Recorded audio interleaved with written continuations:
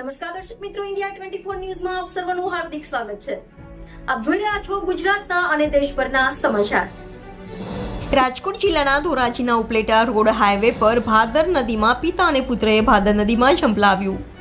ધોરાજીના Upleta national highway અને Bhadar dam નજીક આવેલ ભાદર નદીમાં ઝંપલાવીને આત્મહત્યા કર્યાનો બનાવ બનેલ. પિતા પુત્ર અને પુત્રી ભાદર બે ડેમ જોવા આવેલ. પુત્રીનો આબાદ બચાવ, જ્યારે પિતા અને પુત્રએ નદીમાં ઝંપલાવી કર્યો આપઘાત.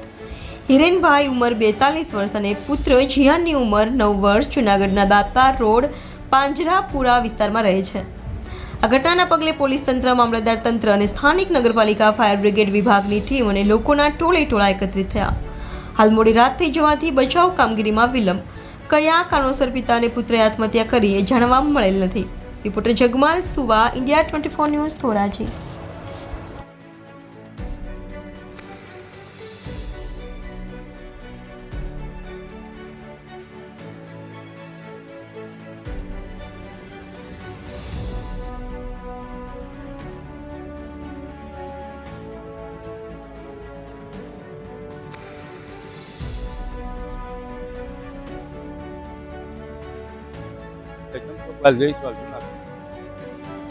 અમારા જમાઈ નહીં ઘેરે રહી આવું અને ફેરવાનું બાનું લઈને બા એકલા ઘેરે હતા. છોકરાને ફેરવાનું બાનું કરી ત્યાં બધી ઉઈ આવ્યા. અહીંયા છોકરીની ત્રણેય હતા બાપ દીકરો. અમારા ભત્રીજાને ફોન કર્યો, એમને તેડવા આવી જાઓ, અહીંયા ફૂલ વરસાદ છે. ત્યાંથી નીકળી ગયા. અમારી ભાભી બે છોકરા નીકળી ગયા. જાલેશ્વર પૂગ્યા. પાછો ફોન આવ્યો કે ભાઈ બહુ વરસાદ છે, તમે જલ્દી પૂકી જાઓ. ધોરાજી 5-6 કિલોમીટર જતા રહ્યા. છોકરીએ પછી ફોન કર્યો એના મામાને.